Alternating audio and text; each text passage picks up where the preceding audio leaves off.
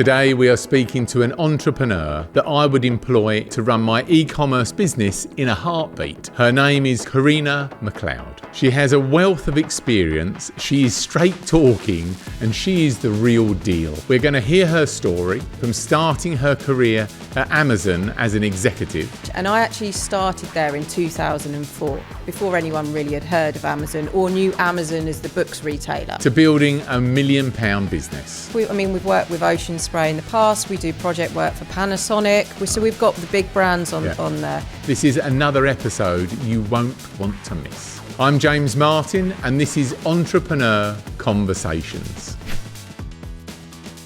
Carina, thank you. You've been here many times before because you come to the dinner. That's don't right. You? But you haven't come from sunny Southend, have you? Is that where you are? You're Southend? Yeah, I'm based in Southend. Right, lovely. I watched some stuff that you've done. I don't really have a business in the space that you work in, but for our listener and our viewers, explain what you do, just to get it out there to the start of the podcast. Yeah, so we help brands that are selling online, whether that be selling on Amazon, TikTok Shop, or their own D2C website. And that can be anything from a well-known established brand, someone that you're going to find in a supermarket, in high street retailers, or somebody that's a disruptor brand that goes, right, I've got a product and I want to sell it online, and then we'll make it happen for them. Okay, and what do you do? Is it where they sign up as a monthly fee, or do you do a deep dive first, or how does that work? Yeah, so we typically work in two ways. One way would be where we have clients where effectively we manage their account. So we work with them on a retainer basis. So what we do is we manage their product listings. We're constantly optimizing them for SEO. We do all the design work, all the photography, do all their paid ads. So anything that's really going to help that product be discovered, for example, on Amazon, we will do that. And that's the same with TikTok Shop. We do all the content creation. We work with all the UGC models. We do all the affiliates, the ads and everything. So that's typically how we'll work with most brands. And then some brands we might work on a project basis. So they just need the design work, or they just need the photography, or they need a batch of content for their TikTok Shop, and we would go ahead and create that for them. You mentioned there Amazon, and in the pre-chat, that is where you really had your skill set. But I watched an interview with you. You described it as being like the Wild West back in the day. Explain that. What was it like? Well, sometimes I say Marmite as well. It was one of those where you either love it or hate it.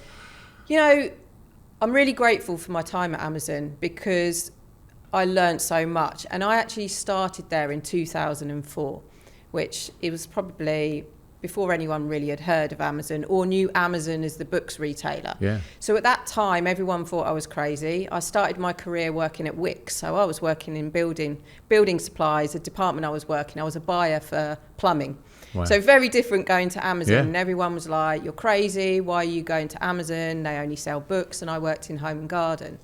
So my job there was launching new categories that were successful in the US, and I would then launch them into the UK market. So it was almost like a startup then. And, you know, we were based in Slough. We didn't have the plush offices that they have in London now. There was about 200 of us in the office. Everyone knew everyone. We were all sort of doing a little bit here and there. There was no plan, no structure. It was frugal as hell. And it was like, that was the part where I probably never realised I had that entrepreneurial spirit, but that's what kind of really got me fired up. And I absolutely sort of loved that space at that time. Yeah. And how you transferred from that, on your backstory that I read up on, you literally just resigned. What happened? Tell us that story. Yeah. What happened there? Well, I resigned twice, actually. Okay. So I was like in my 20s, I was like hungry to grow, to be promoted. And I did really well at Amazon, got promoted to a certain level. But then I was like, I'm bored. I'm not sure I want to do this anymore. And I was headhunted to work at Tesco. Tesco were launching Marketplace at the time. So I was like, yeah, I was in for the money. I was like, oh, that sounds like a great job. I'll go there. I went to Tesco Marketplace. That was the first time they launched it. It didn't work out. And it wasn't the place for me because I was used to being quite outspoken and it being accepted at Amazon. It was like, it doesn't matter what level you're at, you can talk. If you've got an opinion, we'll listen to it. If you've got an idea, share it. Did that at Tesco, it didn't go down as well. So I lasted there 6 months, I think. Realised I was probably a little bit too opinionated and probably... But that's interesting, isn't it? That you know, the successful company and beast that it is today allowed that to happen as part of how it ran its teams. Yeah. To allow those disruptors or those awkward people to come forward. That I love it. I love it when I'm challenged. It's the best thing, isn't it? Yeah, and that was the kind of culture, and still is, I guess, there at Amazon. So I was like, right, I need to come back. So you did they accept you back? I was offered 3 jobs. Right. So, and it was interesting because the job that I was offered when I came back was a completely new division. So as soon as I got there, I had to sign an NDA, and I was like, here we go, what are they up to? And so I launched, it was called Softlines, which is clothing, footwear, watches, jewellery, sports. I then was the first team member of that in the UK. So I was there then, I lasted about 5 years then, and it was great. I grew and climbed that corporate ladder. But then and you're earning here, correct? You're earning a good salary? Yeah, good salary, especially for my age, because people were like, I used to get it a lot as in, they'd be quite surprised when they'd see me and meet me because of my age or think that I'd be a bit older, which had its pros and cons. But then it got to a point where it started to get quite corporate, call them the suits. There were more people that turned up in suits. And I guess people from other retail backgrounds, like your Currys or Dixons at the time and all of that coming in, which was great because they had solid experience. But it's a very different culture, somebody coming in from there when you've worked at Amazon in a more of a startup phase. Yes, yeah. So that's when I found it starting to change. And also they were then employing people more with MBAs. Whereas I was like, I don't think I'd get hired now if I went for a job here. So the environment started to change, and then it says a flaw, and a good flaw in you that you don't tolerate. You can be a bit like that. You won't tolerate not being heard, and your opinion is your opinion. Yes. And I Jenny, do you remember Jenny? Who Jenny does all my social and stuff like that. Oh my God. You know, when she's made her mind up, that's the way to do it. That's the way we're going to do it. And if it goes wrong, she'll admit it and do it. But she wants it to work. And I think that's a very powerful thing. So you definitely weren't ready for that. So then what happened? Move this along. What happened then? Do you know, I was up for promotion, and I really wanted to be promoted, and I didn't get the promotion. And I was told, you'll get it. Just wait another 6 months. And stop interrupting. Stop interrupting. And then it was like, but then I was like, okay, I've been doing the job that I'm being promoted to for the last 6 months anyway. What do I now need to, who am I proving this to then get to the next stage? And then I was like. And did you say that to them or not? Yeah. Said that to my boss at the time. And what did he say? Well, he was used to me. He managed me for 2 years. So, you know, he was like, no, Carina, hold out. And I was like, do you know what? I think I'm done. Really? But I didn't burn any bridges because at the time I was like, well, maybe I could go and work because I get a little bit itchy feet a lot. So, because I moved around a lot in different categories and roles.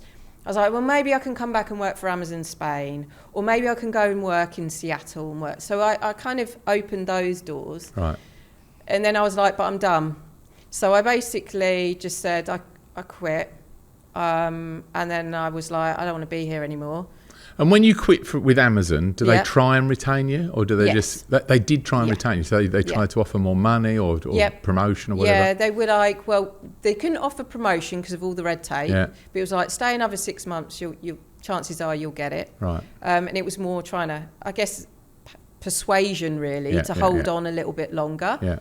But I think I sort of got to that point where I fell out of love, or to be honest, just burnt out, which we're talking about 2011, burnout, that terminology didn't exist then. It was just like, I'm done with it. And was it full on? Was it hard work? Yeah. Yeah. You were in it, right? You were in it. Yeah. You were in it. And it was great, but it was kind of, blood, sweat and tears. And you do find that you get to a point where you're like, okay, do I want to continue doing this? Because effectively you're doing it for someone else.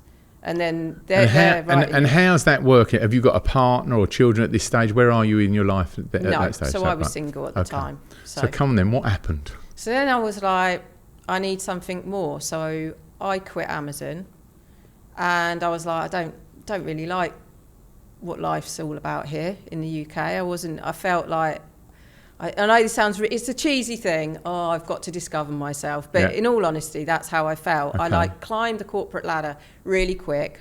I was able to climb and get to quite a level at my age. And I was like, is this it? So I basically got a single ticket to Latin America because I studied Spanish. So I went to uni, studied Spanish and lived in Spain a few times. And I was like, right, I'm going to go to Latin America. And so I just bought a single ticket. I had a house at the time, so I rented out my house, sold my car, obviously quit my job, and just said to my parents, can I put some stuff in your garage? I'm going out and renting my place out and going to Latin America. And off I went. To do what, though? Good question. To just not to get a job. It was just to go and visit and have just go and travel and have that sort of that time out that you didn't do in your earlier life. Exactly. Well, I travelled a bit. I did a little bit of travelling around Europe and that, and I've always sort of loved travelling around and going to countries. And I said I lived in Barcelona, in Seville, and then I was like, and Canada at one point.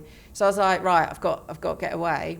And so that was it. I was in Brazil, just sort of travelled around Brazil, Argentina, Patagonia, and then I ended up meeting my husband at the time, and then we went and he was Costa Rican, right, and we travelled Central America together, and then didn't make it home. That's it. Oh, right, okay. And were you running out of money by this stage? Where was that? Are you living off of what you squirreled away? Yeah. Okay. I was living off what I squirreled away. And so when I decided to stay put in Costa Rica, I was like, right, I kind of like this guy. Let's see. I don't want to go back to the UK. Let's just see it and have a try it out here. That's when I realised that I could start businesses that I used to work for. I was still chatting to them because I always had really good relationships with my vendors at Amazon. And they're like, oh, Carina, it's not the same without you. You used to sort of help us out and that. And I was like, what do you mean? I didn't really understand it. And then I started to see this opportunity that people wanted help. They wanted consulting. You were kind of doing a bit of stewardship, sort of, even if they were coming to you as Amazon, you were saying, well, try it this way or try it that way or whatever. Yeah, exactly. And then I thought I could start charging for it. And then my rates were ridiculous. Like I think it was Upwork at that time, or eDesk. Right. And I thought, all right, I'm going to do some freelancing work. Because I'm not going to work in Costa Rica, because at the time I couldn't. Legally, but also the money that you would earn was just not what I could have earned. And then I started to get paid, and I was undercharging, and I've realised that because people were like giving me all these huge bonuses because they almost felt guilty. Yeah, or they didn't want to lose you. Or didn't want to lose me. And so that's when it all started to kick off. So you were clearly adding value to those businesses, and they wanted that service and that stewardship from your experience. Yeah. So then how long did that go on for? So I was doing that for a couple of years, and then I ended up having my daughter, and carried on as I had her. And then it started to grow because I started to do consulting for US businesses. So then I went out and spoke at US conferences and everything. And then my business started to grow. Because you talked about in the pre-chat and other podcasts I've seen you on that you went to one particular conference. Yeah. And it was a fair few thousand people. And you'd spoke before and you were quite comfortable with all that. Yeah. But really what happened was you delivered something that resonated clearly, and that got a bit of a boost of income with customers wanting your services, didn't it? Yeah, 100%. It blew up. And that was a time, we're talking about a time when Amazon agencies didn't exist. Right. So there's so many. It's like my... and this is just you now, isn't it? This is just you on your own? This is just me on my own. So when did it move from that to start getting team members in? It started to move about 8 years ago. When I started to set myself and do the flick now. And what are you carrying now? 20 plus? Yeah. Yeah. So, and you explain this, because I don't do this, and I don't agree with it. Yeah. I couldn't work like that for me. But you're totally remote, aren't you? You don't have an office where everybody joins up. Everybody is individual. Yeah. How do you do that? Is that tough? Is it tough? It is tough. Right. I think there's a legacy there, which is why it exists. Because I first started off in Costa Rica, and I'll be honest with you, I was a bit of a spreading my wings, didn't really want to settle. So the idea of then having loads of employees or being committed to an office wasn't attractive to me. So I almost built this kind of free-flowing model. The model you could move and everybody could sort of say where they were. Yeah. But it didn't work with freelancers. Right. And it didn't work when I moved back to the UK. That's when I needed to start hiring, well, for legal reasons as well. I needed to start hiring people. But because the model had always been on that basis, it just seemed more natural to then hire people remotely. So there I've got people up in Manchester, somebody over in Northern Ireland, someone in Bristol, a couple of people in London, I'm in Essex, and if I were to set it up now, what would I do? I'd create a satellite office, I'll be honest. Right. And that's something on the agenda. But you're very good at building, even though everybody's remote. I mean, I looked at some of your stuff. You're very good at building a culture with your, Monday morning there's a Zoom call and you put a statement out there of what everybody's doing this week and what the future's looking like. You do that storytelling and that camaraderie thing that we would do naturally in a team meeting all together. But you do that, don't you? Yeah, and that's the thing. That's the thing that I'm proud about with having the remote business. Is a lot of people are like, oh, well, we've tried it hasn't worked. Is that we have an awesome culture. And I've had somebody join us who's worked for a company for 15 years and said after 3 months, I feel more accepted and feel more like there's a culture in 3 months of working for a remote business than going to an office for 15 years. That's a lot, isn't it? That's a lot to say that. Yeah. And that meant a lot. And it was like, but there was one point, I've always been quite protective over that culture. And there was one point where that culture started, I could see it, with us as a business losing it, so I had to pull it back. But it's always been about being transparent, being open, communicating. So we use all different tools to communicate. And half the time you think you know people, and then you meet them and you're like, oh my goodness, you look completely different in the flesh. Okay. But we've built that relationship online. And do you ever meet up? Yes. You do? Yeah. Okay. We meet up once a year, and then the leadership team, we try and meet up more frequently. Okay. Yeah. And then do this one then, Carina. What are you doing? Are you working on the business, in the business? Where are you sitting? Because from what my research showed, that you flip between the two. You go, no, you can all carry on, you're fine. You go, no, don't do that. No, I'll come in and I'll do stuff. So there's fiddling and meddling and leaving. So where are you on that? Where are you today on that? Where am I today? I'm dancing. I'm still dancing. I love a good dance. I'm a lot more in the business at the moment than I would choose to be. And what is it like in the business at the moment? It's quite tough at the moment from a sales perspective. I think everything is feeling that. My vibrations from all the people that I talk to, it all feels a bit like that. And I think the sales part is a part that's really important. That's the part that's the harder part for a couple of reasons. There's a lot more competition, but it takes a lot of brands are pulling back on budget. Right. And when they're pulling back on budget, they're also very careful with where they're spending their budget. So they're taking longer to choose the agency that they're working with. So agreements are taking longer to sign. We're up against more agencies. And then it comes down to price. But we're always compared, not apples with apples. So what are you having to do pitches for this work? Yeah, so I'm basically at the moment, my dancing is I'm in the business doing sales. Right. But I've spoken to a lot of business owners and they're like, at the end of the day, who's more passionate about your business than you? Yeah, I mean, you might have to go there, and that could be a lifetime customer, couldn't it? Someone you hook into.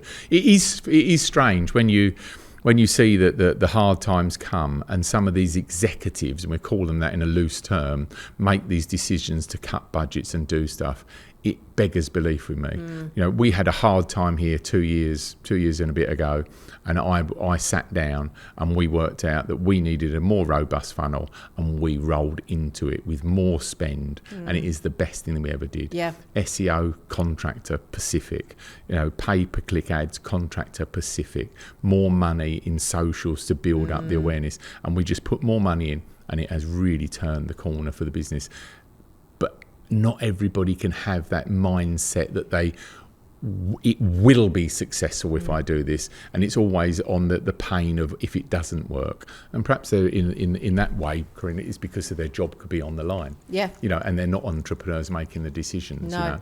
No. And a lot of them are not, are they? No, exactly. They're department heads, aren't they? Yeah, and I think that's where you can, as a business owner, forget that sometimes. Yeah. At the end of the day, it's your business. You're passionate. Well, and more we're about the it. risk takers, aren't we? As the owners and the entrepreneurs, we are. That's what we're very good at, probably taking that calculated risk. Yeah. And even if we make the bloody decision and it's wrong, we make it right. Yeah. Because that's the thrust and the push of being insecure and got to prove to myself that I am the person that I said I was going to be, and all the rest of it. So that's how it works. And you're never going to give up. You're just always going to pivot and move and shift into different directions. Sorry to interrupt. I just wanted to take a moment to let you know about Baddow Park Mastermind. I have created a mastermind for high-level entrepreneurs. There's only 16 spaces and we've only got a few left. If you often find you're the biggest fish in the pond at other masterminds, click the link in the pod description, because this might be just for you. Now, back to the pod. Change the subject. Yep. Your health nuts. Mm-hmm. Because I spoke to a friend of ours earlier this morning that knew I was interviewing you, and he said, go on, ask her about Hadrian's Wall, ask her about that. Oh, yeah. It's mental. So how does this whole fitness thing work? Does it work and help you work? Is it lifestyle? Tell us about that a bit more. Yeah, so I am a fitness fanatic. Yeah.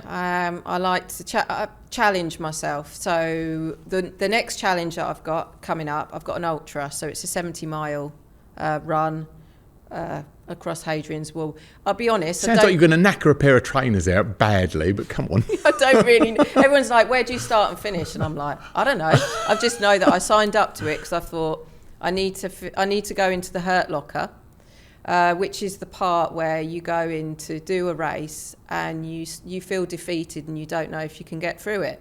Right. And I want to almost enter that, because the resilience that you get when you do, I do a lot of races, I've done marathons, I do high roxes, and I do a lot of challenges. The part is when you are completely fatigued and you're done, there's part of you that gets you through it.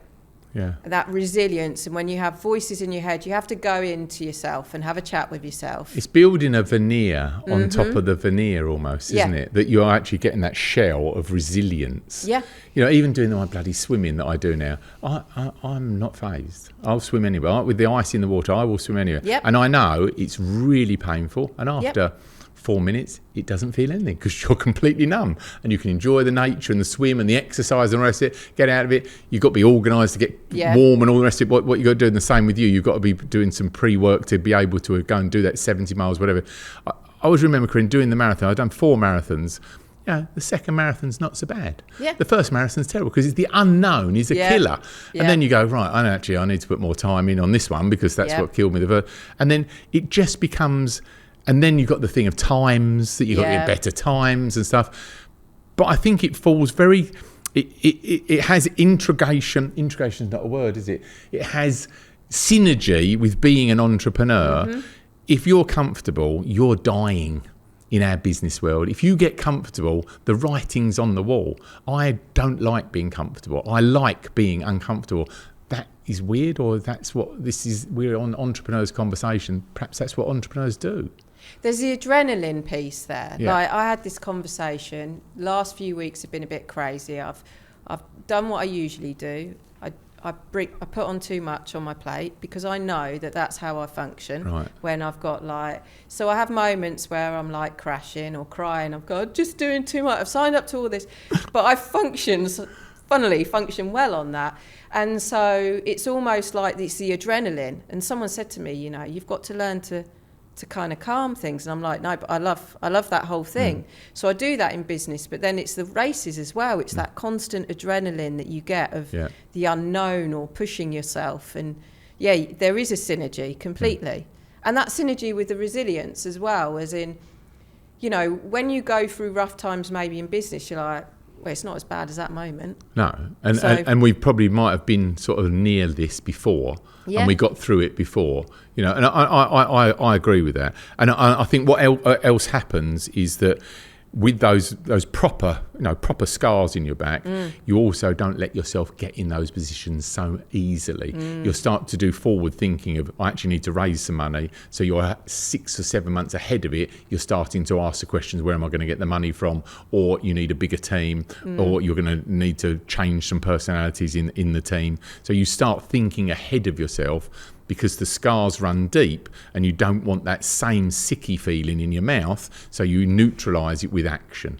You said something on my little research that I did, that you have a difference between what you have on worry and what you have on responsibility, versus whether it's sleepless nights or not. How do you deal with that? How do you deal with, you know, the differences between stress, and we kind of bring the stress on by, you know, if you want stress, get 20 people to work for you. That's stressful enough. But the worry, how do you cope with worry? Yeah, it's a great question. Because you do worry, don't you? I do worry. Yeah, I worry a lot. I do get my sleepless nights. Running helps a lot for me, and that's why I sign myself up. Is for that these because races. you contemplate what it is, or you just zone out? It's funny, I go through a journey when I run. When I start my run, I feel I've just got to get out, whatever it is. There's maybe nervous energy, anxious energy, it comes out. Then all of a sudden, everything I get clarity. I might get emotional. It depends how long the run is. If it's a really long one, we go through like complete emotions. But then all of a sudden I get clarity, because I've got the noise out of my head. And I get, there's a lot of noise that goes on, and once I've got that, I'm clear. But that's what I find I have to do, is I do an activity, but I do intense activities, because everyone's like, we'll do some yoga. I'm not doing yoga, because I look at the clock, I'm lying there thinking, my brain keeps going, it doesn't stop, and it only stops when I do really insane workouts, because I can't. I'm thinking more about how do I breathe. Right. And stay up rather than anything. So that's why I kind of, and then people say to you, you overtrain. But I do that because I just need to switch my brain off. I used to imagine when I was doing the marathon training, if you do it properly, you're doing like 35 miles a week in training. You've got to find the time to bloody do it, or not get run over doing it with a night light on or whatever on your head. But I used to imagine my lungs opening, and then opening even bigger to take oxygen. I used to literally play the video as I breathed when you're going up a hill or something like that to get more in. Tell me about this, because I've been talking about this to another entrepreneur that we've been working with, about these voices in our heads, because they do live. Who are they? And is it us or is it our head? I still haven't worked out what it is, because we have this thing, well, shall you load your plate up with that? Is that a thought? Is it a voice in our head? Are we talking to ourselves in a two-way conversation?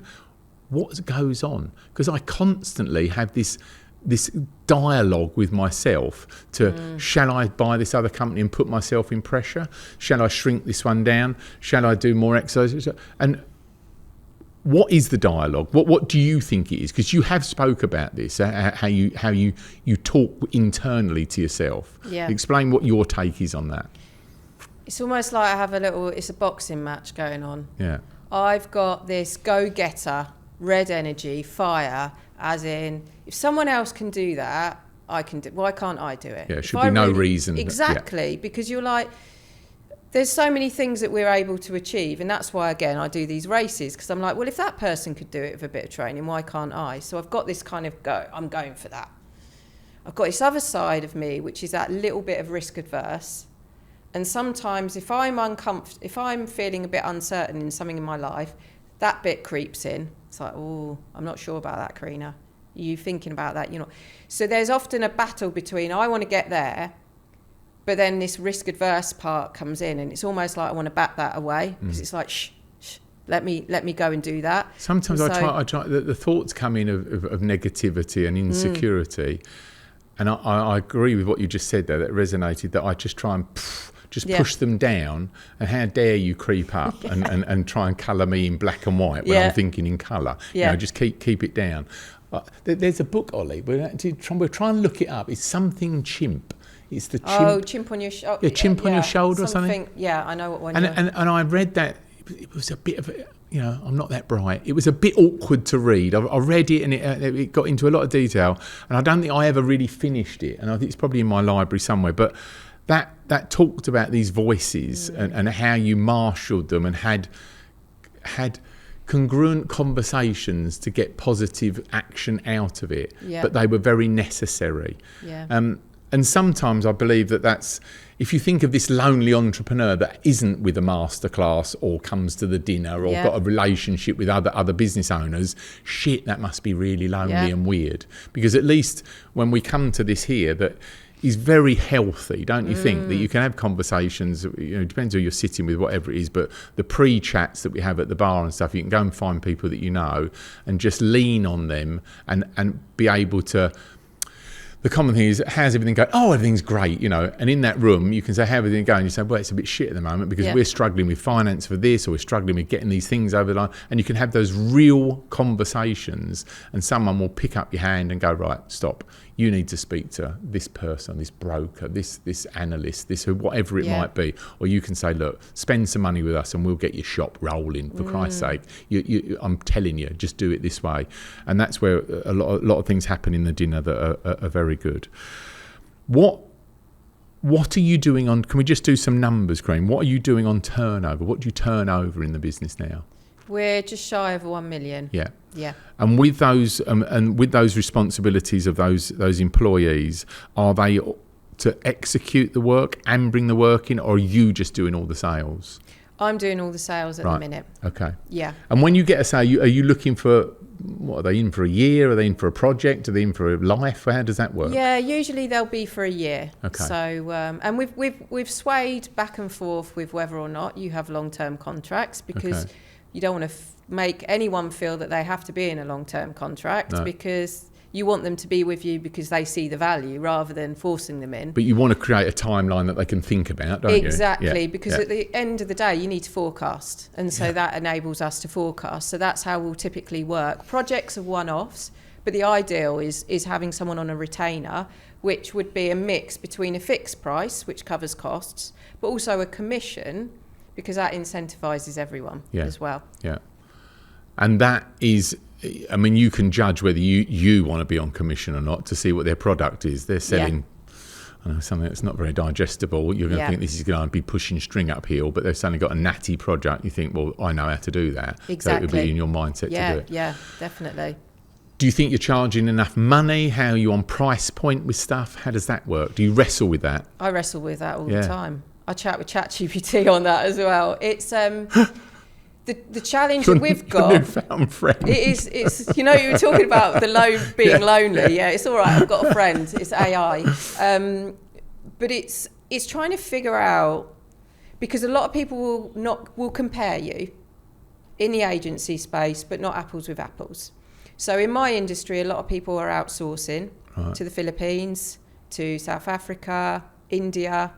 We've tried it. We've decided we don't want to do that. We focus on certain execution. We focus on that premium, not to sort of say that it's not at a certain standard, but we want to have our communication, although we're remote, our communication stays in the UK.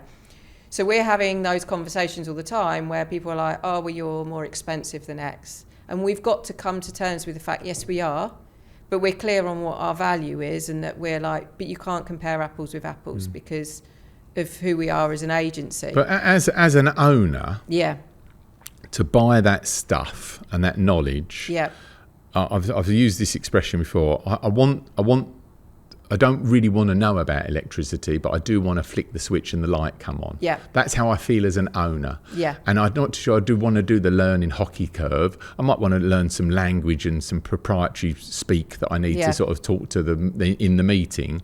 And I constantly want to leave it to others that run my businesses to do that are younger than me and more on trend with what they should be asking an agency to do.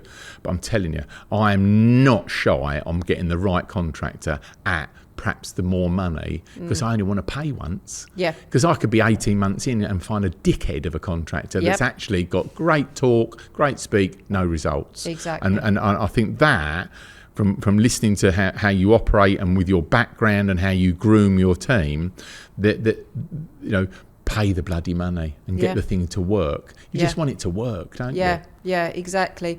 And I think that's the hardest part, you know, is when people in my industry, they've been stung by another agency. So they've paid something and they've basically been given a crap service. Yeah. And then all of a sudden they think, well, all the agencies are crap because you have one crap thing, you think it's the same. Yeah. So then you've then got to make them, it becomes a trust thing. And then they're like, well, you want to lock us into this long-term contract, but we've been stung before. What's making you different? Yeah. But don't you think that then what you're doing by here, but being with us here at Baddow Park House here today, and what you do with your own podcast is you're allowing them to, your business card is, look guys, I know it seems like a lot of money and we're locking you in for a time.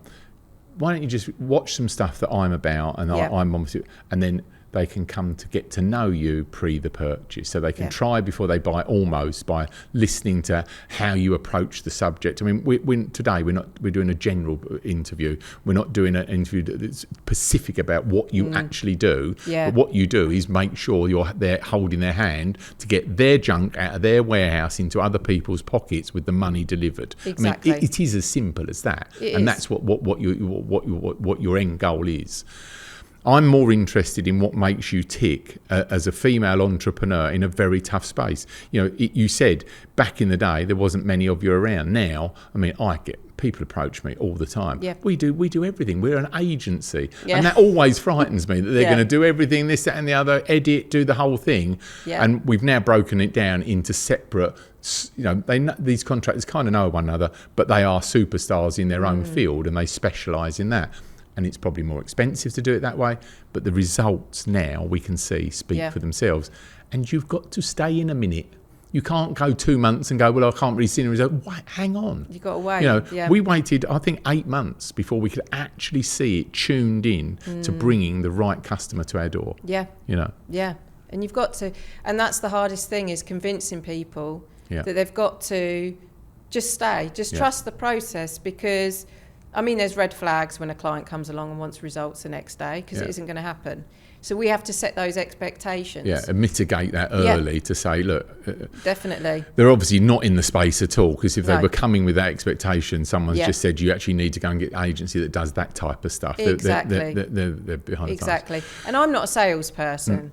I'm just very honest and open and say it how it is. Yeah. But I think that's what people appreciate is that, and I've been in the industry for 20 years. Yeah. So it's like, I'll tell them how it is. Yeah. They might not like to hear how their business is or what we propose, but I know how to get a business from 0 to 10 million. Yeah.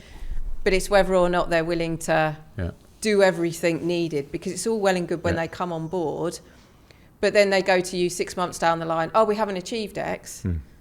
Yeah, because you didn't let us action three of those points, or you didn't implement the things that you said you had to do, was change the colour of the box and stop the offer being 5 and it only needed to be 2 or whatever it was. Yeah, exactly. I think a lot of entrepreneurs have unrealistic dreams in the head. I mean, we work with, this masterclass that we run now, Carina, is £2 million turnover to get you to the next level. And half of the time, Mark Creaser and I are working on really getting people out of their own way, with their own wants and desires or aspirations of grandeur that don't live in actually making the business a success into the future with what they want to do. But half of it is just literally, your mindset is too narrow. You need to broaden it out, and that is half of it, more than half of it is just that, is changing their approach and allowing third parties to enter their closeted sort of, I own all the IP. I've got to, you cannot do it on your own. Yeah. You've got to have other people hold your hand that have gone there before you and make it happen. Yeah, and I think that's interesting because it is the part where you say get in your own way, and you mentioned I was talking about the kind of red energy fighting with my kind of what I call blue energy. There's an element there of ego as well. Yes. And wanting to, how you want to be perceived. And sometimes I get focused on, okay, well, you're trying to create this polished exterior, but sometimes you do that at the sacrifice of some things that you need to do in that not everyone sees. And sometimes it's the battle. Like I get overwhelmed by certain things because I'm like, oh, but how's that going to come across? How am I going to look there? It's all about credibility. Yeah. And it's like, yeah, but then your credibility is going to be damaged long term if you don't sort some things out. Yeah. And so it's always that battle there. I think it's interesting because someone messaged when we started doing this that you're just like the grumpy git entrepreneur, and I said, well, I'll actually take it because I do get pissed off, and I've dropped. I was doing one-to-one stuff, and a couple of people I dropped because they weren't implemented. I was bored, my energy had gone. But they were very committed to what they wanted. That wasn't to progress. And in the end, I just dropped it, and I did become, and I get short-shanked with it. Look, it's no good just going on another course. Just change what you do. The course isn't just, all you're going to do is hear a course, then not implement it, then not change. You need to just change. And I'll tell you what it is, you need to do that. And they didn't like to hear it. And this blunt speak is very good because it short circuits you. And if you're prepared to teach it, and I've had it done to me and I have actioned it, and it was uncomfortable. And I think the uncomfortable bit goes back to what you were saying, is probably the best thing that can happen to you is to get uncomfortable. Yeah. Tell us more. You have worked and spent lots of money on yourself. You've worked with the coaches and entrepreneurs and what would you call them? They were. What was that lady that I watched you on a podcast with her? She was a business coach. Yeah, business coach. Yeah. She was lovely. I really enjoyed her. I think she was very good. I love it when I hear that story because it means people are taking the bloody thing seriously. And for some years you'd worked with her, haven't you? Yeah, I worked with her for 3 years. We went on a real journey together. Yeah. So when I started working with her, I was about to say, I was some quiet, shy pet, but I've never been like that. Yeah. But I lack self-belief. Okay. I really lack self-belief. And she had to help me believe that I was a CEO and I owned a company. Because I kind of always felt that I winged it. Yeah. And never took it seriously.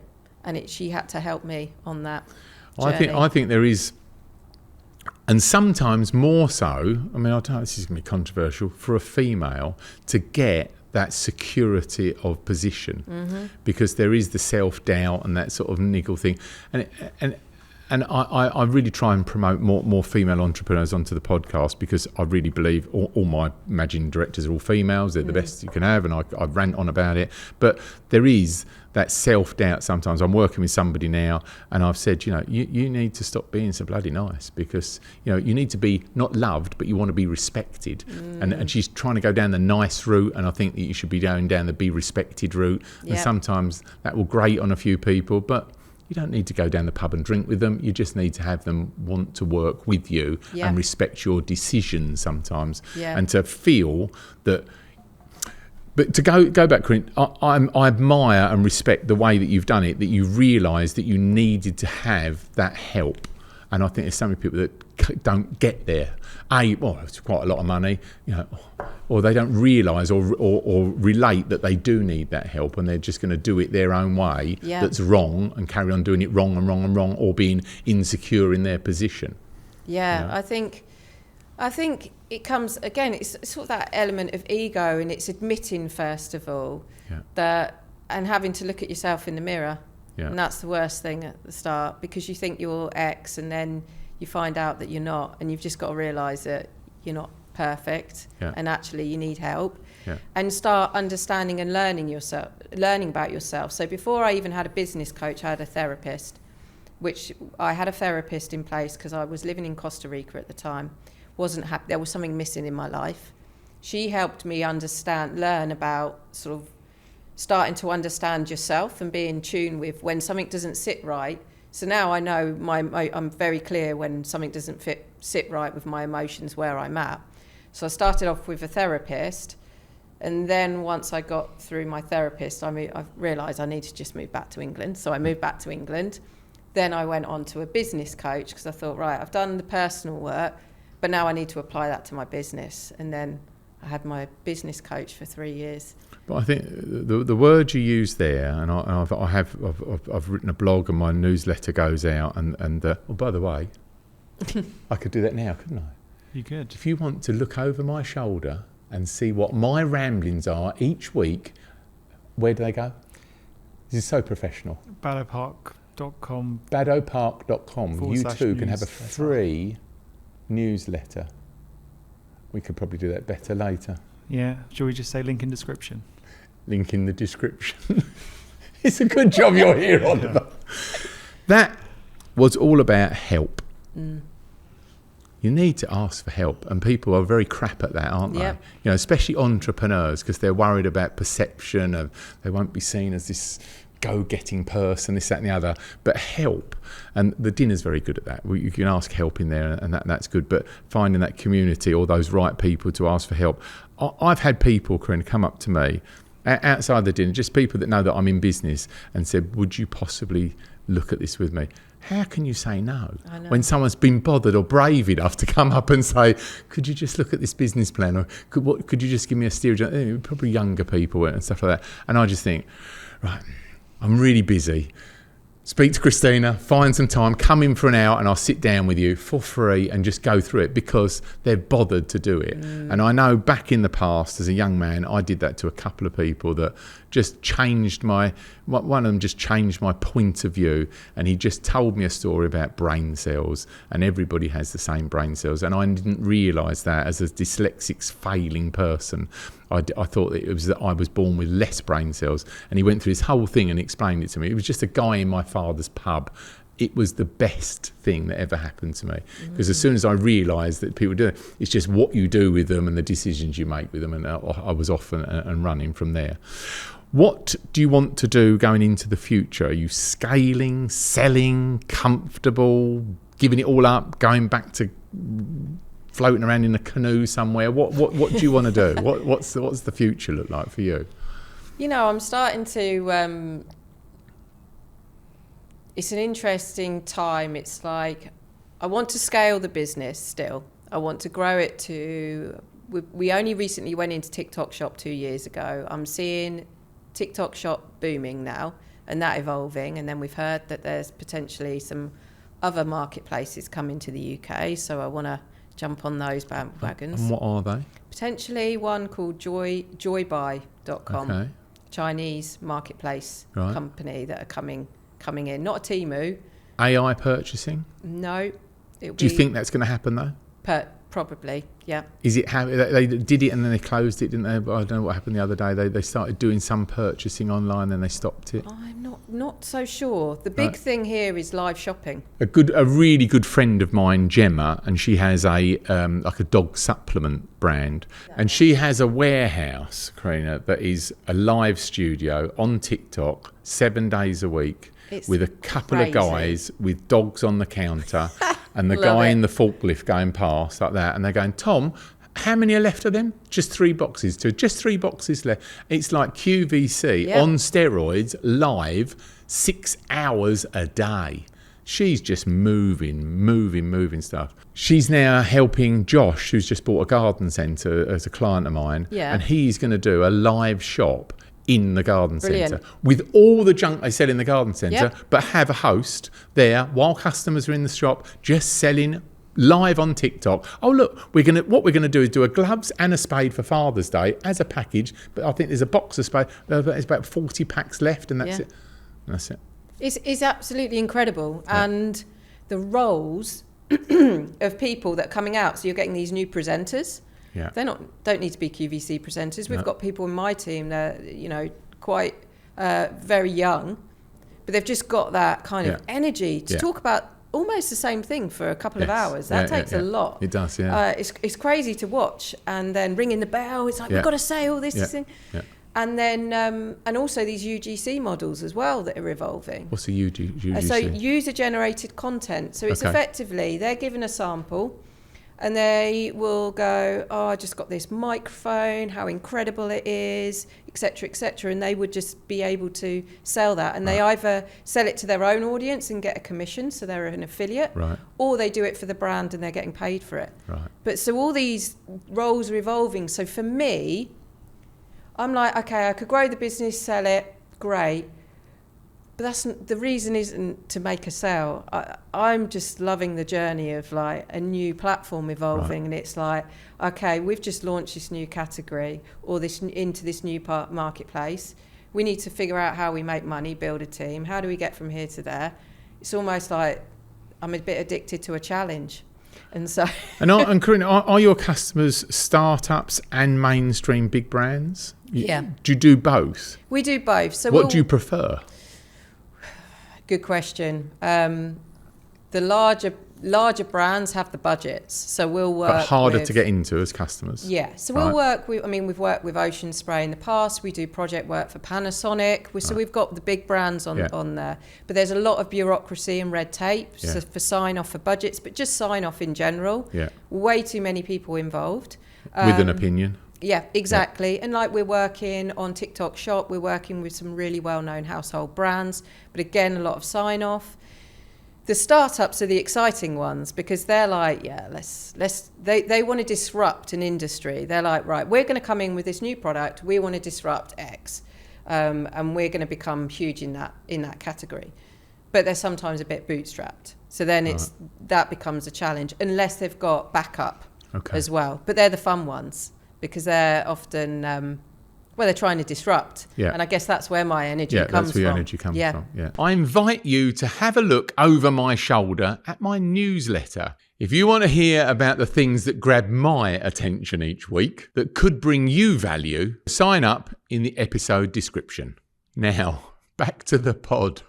Should we go on to Tombola time? Do you want to do Tombola time? Is this what this is?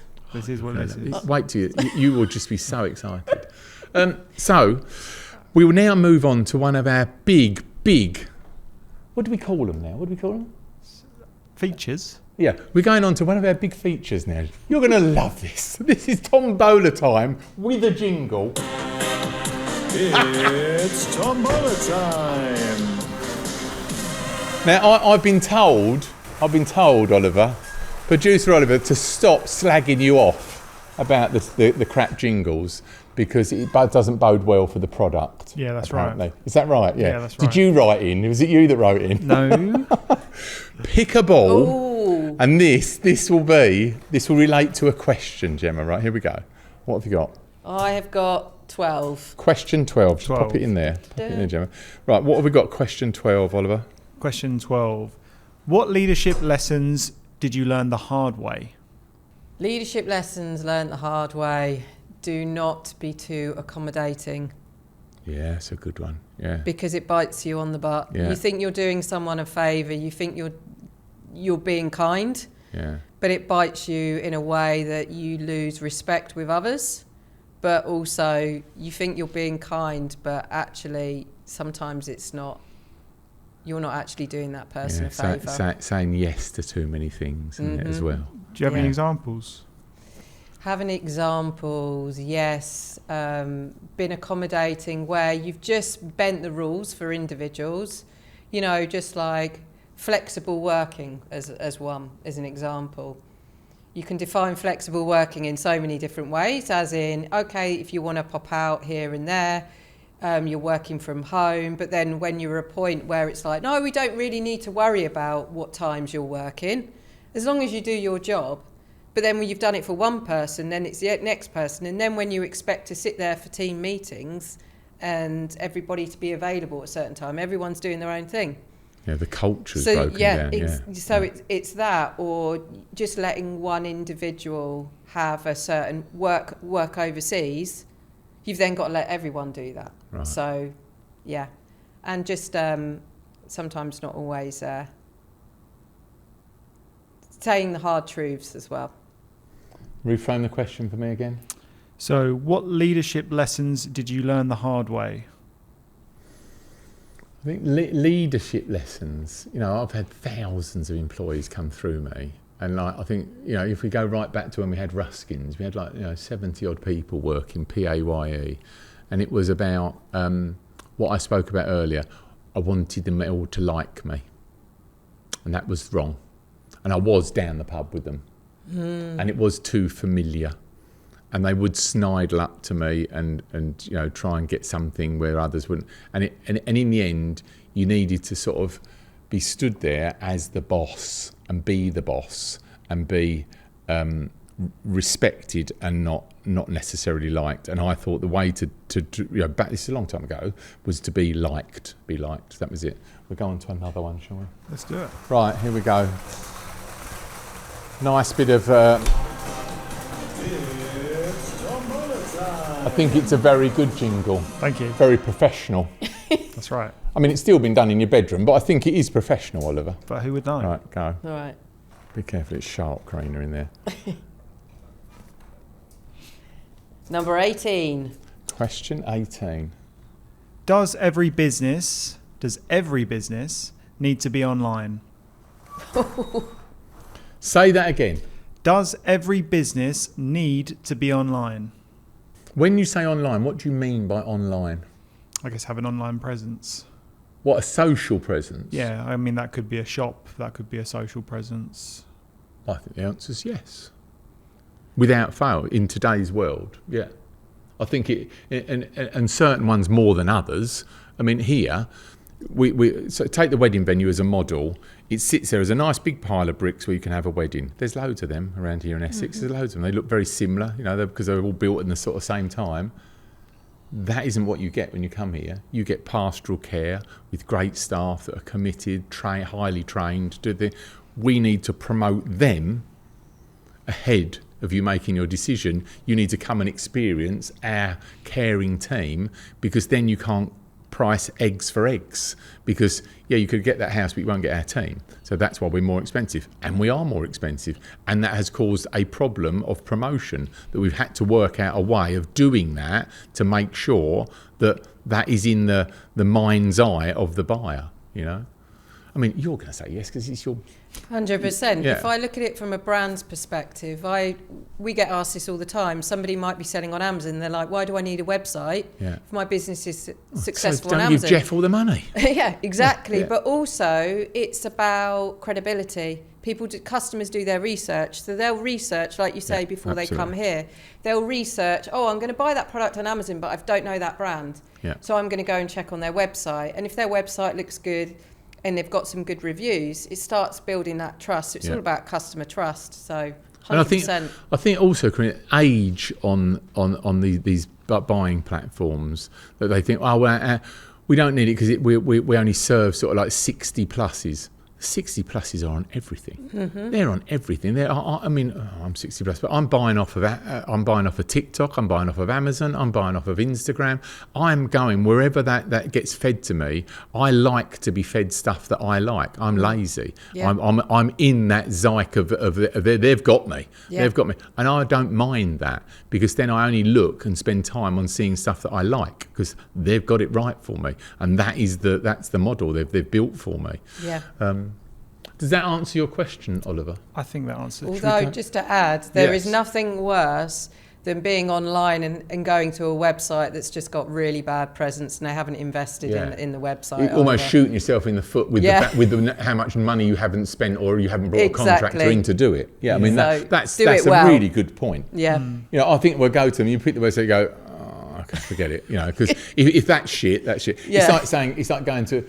a dead hanging basket outside a pub, we leave it. Exactly. The toilets have got to be rubbish. The kitchen must be rubbish if they can't even look after a hanging basket. And we had a business that sold hanging baskets outside pubs. That's one of our businesses, an arm of Ruskins, just did that. And we would sell curb appeal for those pubs, whether they had great kitchens or bad toilets. we knew if you did a beautiful display of window boxes and hanging baskets, that would have curb appeal to get people to walk in the door. And it was then up to you once you got them in the door. Yeah. And that's kind of a website, kind of a thing back in the day. It's the shop front. Yeah. Right. Jingle, ready? Try and do it together. That I wind when it comes on. It's almost professional, not quite. We'll work on it. Another 20 podcasts. Right, here we go. I feel like I need a green one. There's too much pink going on. Yeah. Number 5. Question 5, Ollie. Have you ever had to fire someone who was really good at their job? Yeah, I have. Yeah, back in the day. Yeah, I know that was. Yeah, I had somebody. I'll take this for a minute while you think on. I had somebody in there, was a fabulous manager of men, great civil engineer. We were building warehouses and stuff like that. He was really good. We couldn't tolerate his bigotry. He was just a bigot. And it'd been reported to me twice, and I kept hearing it, not wanting to listen, because he was so good at what he did. And in the end, it was just disrupting the rest of the team, about 20 other people in the team. And in the end, I just said, you gotta go.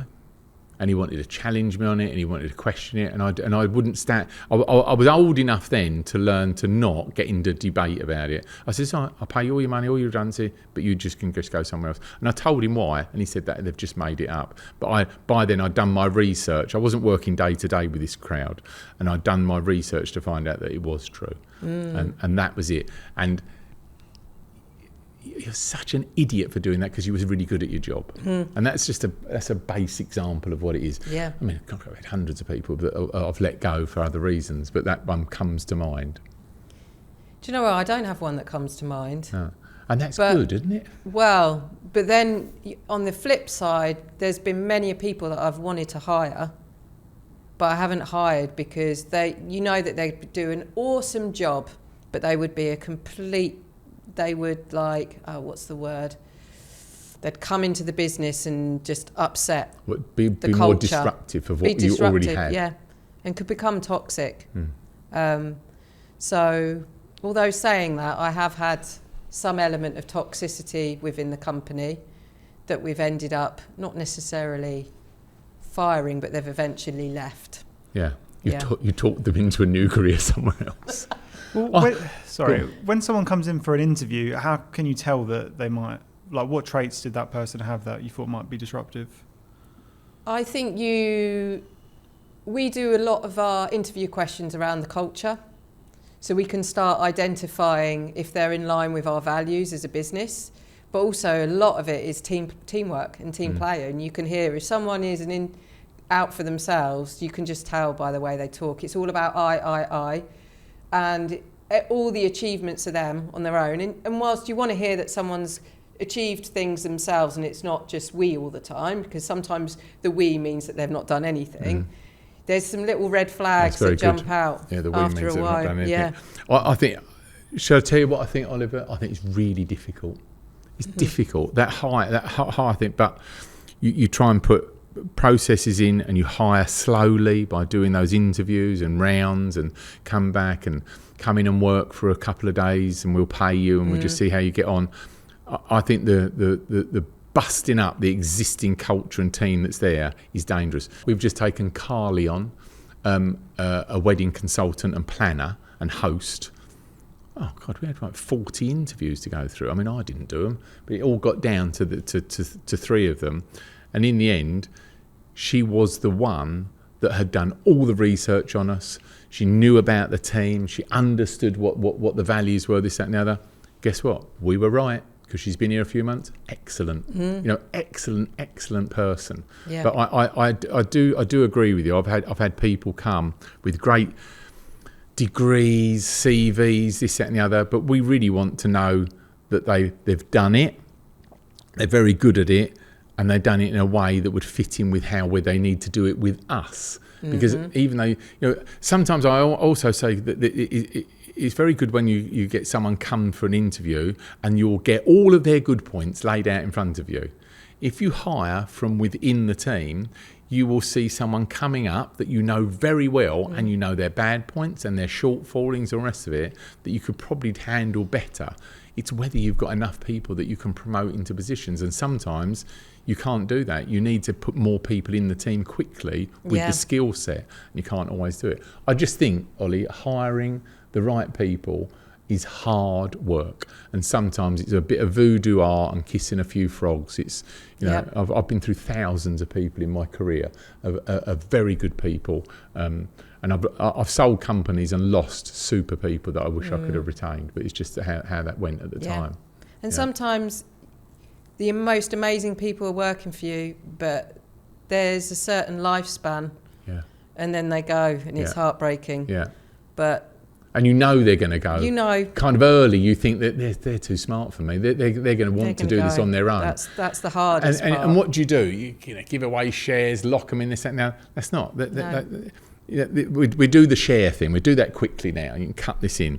I disagree with giving shares to employees. I don't agree with it. I think that as the founder and the person that's taken all the risks, you keep 100% of the shares, and also try and keep partners out. You're bringing partners in just for money. Leave them out. You need to be in control of your own destiny with a way that you are the one that can trip it up or make it into a success. But to bring other people in or give away, you know, shares like confetti because it's your brother-in-law in accounts or whatever it might be. I see it so many times where I'm working with companies and we're trying to sort out a family business, and you look at the shareholding structure and it's just dire. You know, it's crazy what they've just, you know, in the early stages they've just given away like little raffle tickets. Now it's a multi-million pound empire and no one can make a decision because they've all got equal footing or something. It's crazy. And are you 100%? 100%. Yeah. It's very important, don't you think? It makes you sort of okay, doesn't 100%. And then not having a business partner. Sometimes I've thought, wouldn't it be nice to have a business partner at times? But then I've thought, that's like a marriage. But this whole business partner thing, it's nice and comfortable. We can bounce ideas off of one another. It's lovely, and we go on retreat together and we can treat ourselves and just go and get a really good coach, a really good mentor, and get some real money, some good money, and find someone that's really good and buy their intelligence into your brain and their cuddle from experience. They're out there. You know, you can sell it, James. You can do it in a mastermind with us. You can do it anywhere. There's loads of places, if you research it, to do that. And I think for entrepreneurs, try and stay true 100% of owning your business. You know? Yeah, definitely. Feature number 2, a big feature. Run the jingle. What are we reading? What are we reading? I think it's a very professional jingle, and I won't say anything or have anybody say anything about it. Thank you. Do I leave this here? Do you want me to move leave it? that there. Right, okay. Do you read, listen, what do you do? I read. Right. Yes. Do you scribble in there and fold pages back and do notes and stuff? I usually put notes on my phone afterwards. Okay. So you drag the stuff out of it and then just keep it to one side. And what would you do in a year? How many books? I would love to. I'm going to be very honest. Probably about 3 books. I have a lot of books. I've got a pile of books by my bed that you've not read. Yeah. Well, you need and to do more reading. I need to do more reading. I actually bought a rocking chair. God. Because I called it my reading chair because I thought that would soothe me because I need to be calm to read. So I sit in my rocking chair, but it hasn't helped. But no. I do attempt to read. Yeah. I'm nerdy. I do 2 books a week. That's brilliant. Yeah. That's awesome. But a lot of the time, at least one of the books is something I've read 4, 5, 6, 7, 8 times before, and I'm nerdy to go back into it. But I get bored on stuff that when they're driving a point home, I've heard that story before, and I skip through it. Sometimes I'll put them on 2.5 and listen to them quickly. I'm an avid note writer like you. I take notes out. I stop the thing, take a note and hold it. I think I've spoke about this before. The digestion on books is about 10% if you're lucky from a whole read. And I think when you go back to it after knowing it, you get another different 10% the second time. I meet people that have read lots of books, and you go, yeah, you're a serial book reader, because if you look in your bank account, there isn't any money. And it kind of is like that. Yeah, if you've read that many books, you should have quite a big bank account. But there's the implementation has to happen after reading a book. Yeah. Are you good at implementation? I am good. I am one of those people where I take accountability. Yeah. And that's almost like when I read a book, it's almost like I can't read another one, so then my brain's full of everything else. Right. I need to go and execute. So I've read some great books, but then I am someone that's like, so my team know when I've finished a book, they're like probably ready. Yeah. Here we go. Karina's going to start implementing now. I've read a book. Kelly Sinnott, my director of the wedding videos, goes, "You've obviously read a book." And I go, exactly. Sod off you. Yeah, anyway, there's this. No, it's my idea. She went, "No, you've obviously read a new book." I went, "Yeah." And she's so good. And we start putting things in place, and she takes a version of what I've asked her to do and implements it. Yeah. But I get a lot of fun out of it. Do you enjoy it? I do enjoy. I think I forget sometimes when I get caught up in my own mind or with work, I forget how good reading is because it just switches your perspective. Yes, that's very good. That's the I like that part that I enjoy. Okay. And what have you read lately or are reading? I'm actually reading at the moment Surrounded by Narcissists. Sounds like hell. So the original book I read was Surrounded by Idiots, which is a brilliant book. Right. And that's where I talked about the red energy and so forth. So I had my e-disc done where I found out sort of my energies and my behaviours. So then it's about learning about how to mix with people. So if I'm a real red energy, if I'm chatting to someone who's very nurturing and green energy, that I don't go in and offend them, how do I manage those conversations and not be frustrated by them? Very good. So now I'm on to narcissists. We had the energy thing done here. We Yeah. had a contractor, a lady, she was great, and she came and did it with the staff. They loved it. The staff loved it. And they've got animals as well, so they've got their animal listing as well like that. And now everybody treats Sam the gardener with kid gloves. Can't rush him. We found out. Yeah, exactly. Yeah. So it was good fun, and it was a good camaraderie thing for the staff. So that was good. So if you're doing narcissists, they are something else, aren't they? Yeah. It's a oh my God. I know. I don't know why I've sort of gone on to that, but I enjoyed the last book, Surrounded. The thing is, I like business books, but I also like to understand human behaviour as well.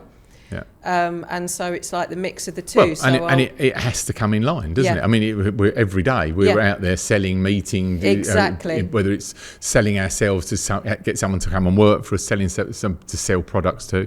It's very difficult because you asked me this, and we're making 2 pods today, and I've already said what I was listening to before. I haven't been reading, producer Oliver. I have been listening and watching. On YouTube, Ant and Dec. I've got a new podcast come out. And what I sent you some stuff over, didn't I? And I was very interested because their technique and production of it was like, hey, it's all organic and raw, but it was all produced to a high level of itself.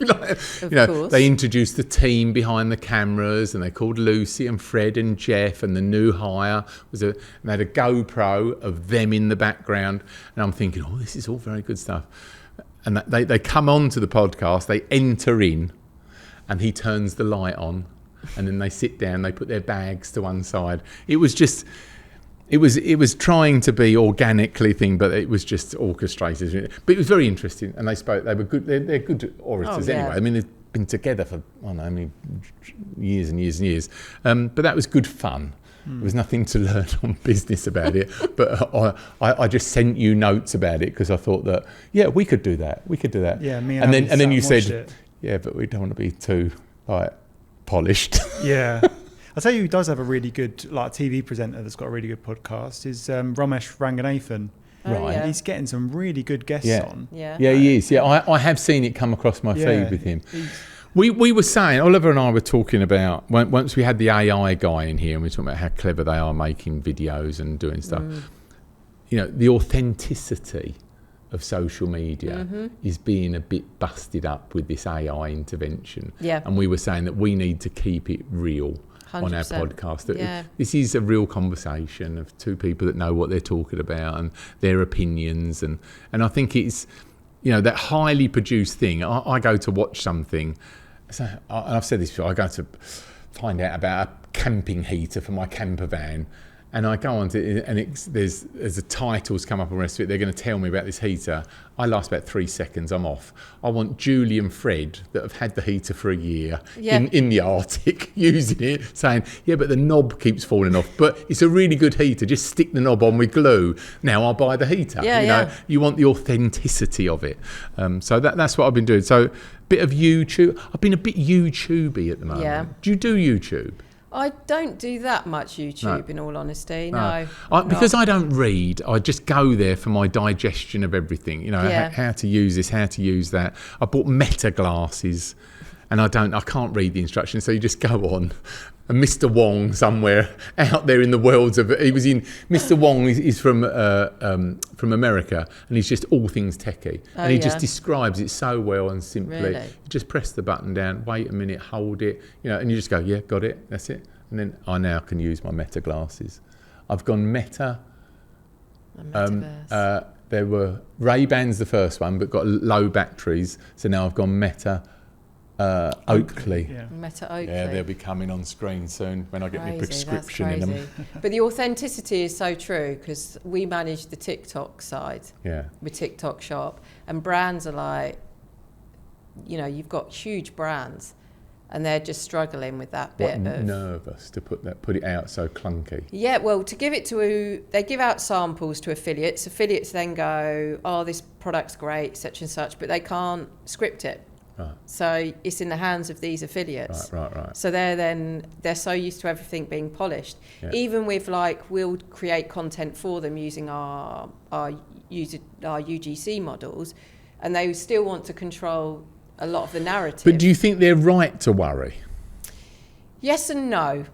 I think it brings sales in. The authenticity gives them sales, but it can go in two ways. But at the end of the day, if they have a good product that they truly believe in, then they shouldn't really be worried. If they've got a crap product, it just highlights the crap product, really. And that's what it does. It exposes. It's how confident you are on that piece of kit, isn't it, or whatever you're selling. Yeah. Exactly. So that's what we're finding of. And what about you? Go to your specialist subject for a minute. What about online training and stuff? Do you do sales for that? Do you know what? Or is it all product? It's all product. Not recently. We've got 2 events coming up. So we're doing in-person events. Right. So we've got a TikTok shop event next week, which has been the bane of my life. When you're selling tickets and trying to go. Yeah, that's been a tough one, because you're selling not a new concept, but it's a first event that you've done. Yeah. So we've got that, and that's where my team and people actually from TikTok are coming, and we're talking about how to sell on TikTok Shop. Coming online or coming to a venue? To a venue. So we've got a venue in London. Right. So it's a day event where big brands. Let's have it. When is it on? Let's do some sales. It's next Wednesday. It won't be out by then, will it? No. We've got another event. I've got another one on the 4th of March. So when is this event? The 4th of March? 4th of March. Yeah. We've got an event for brands that are selling on Amazon. Okay. So this event is where they're selling on Amazon as a vendor. So that means they're selling effectively B2B to Amazon, and Amazon is the retailer. Yes. And we have a day for brands where they learn about how they can basically scale up and go through numerous pain points that they're experiencing. What, still in that model of B2B with Amazon? Yes. And what about B2B and getting to B2C out of that? So there's a lot of brands that are now doing the two. So a lot of brands are a lot of brands that have been wholesale or selling to retailers for years are now looking to go direct to consumer. Right. Because it's costly, isn't it? Yeah. So Jeff is earning every day, isn't he? Exactly. So I was at the toy fair on Tuesday last week, and I was chatting to a lot of brands, and the common theme was, we want to go direct to consumer, or we're interested in TikTok Shop. Right. So you've got brands. And did you sorry, Carina, did you pick up customers there? Yeah. Yeah. Yeah, we've sold some tickets for. And did you speak toys. there? I didn't speak at Toy Fair, no. Okay. I've got a few other conferences that are coming up that I'm speaking at. Yeah. Yeah. I think that for your, you were talking about hooking new customers. I think that, your podcast, being on with me and stuff like that and others, you are the authority in the space, and I think your role now as your leader is to do those sales. Yeah. And you've got to be head of acquisition of new talent to the business, and you've got to go out there and be that voice box for it, because you totally live it. You're totally passionate about it. You've got the experience. The more I talk to you, the more I get enthusiastic about, I just need to find something to sell. Find something, and then I'll give it to me, and then I'll make you millions off it. Yeah. And then everyone's like, well, why don't you do that? And I'm like, oh God, I've done that before. Why don't you do it? Is it because you've done it before and it failed? Well, I had a distribution business in Costa Rica. We had exclusive distribution rights for some toys products. But Costa Rica was like, you've got to give people a bit of money under the table for them to sell it in retailers. Right. So we got into all the independents. But it's just dealing with stock. So I went in, I couldn't be bothered to deal with stock, so I wanted to go into the service industry. Right. But then you're dealing with people. So I don't know what's worse. So it was you were totally in your way on that one then? Yeah. But would you not see a super product? Do you think, God, I could own that and push that like crazy? I think that will come at one point. It's kind of a bit distracting though, isn't it? It is distracting. But you could also use it as proof of concept. Proof of concept, definitely. But I have shiny object syndrome, so I'm trying to... I've tried to make a pact that I will not sign on any more projects or do any more projects. And my daughter has even said, Mum, you need to stop it. And how old is your daughter? 13. Oh my God, Edward, my son is 13. Really? Oh my God. I think he's living in a grow bag. He's just like so big. Yeah. Like size 11 and a half feet. It is. And what is her name? Mia. Hello, Mia. Hello, Mia. We've got Mummy on the podcast. She's a superstar, by the way. If you didn't know, I'm sure you do know Mia, but Mummy is a superstar. I've got to say thank you for coming. I've really enjoyed our conversation, haven't you? Yeah, definitely. I think it's been good, and I think that you are still on the tipping point. You say there's loads of agency out there, but people have got to work out their way to get into the right contractors, and I can't.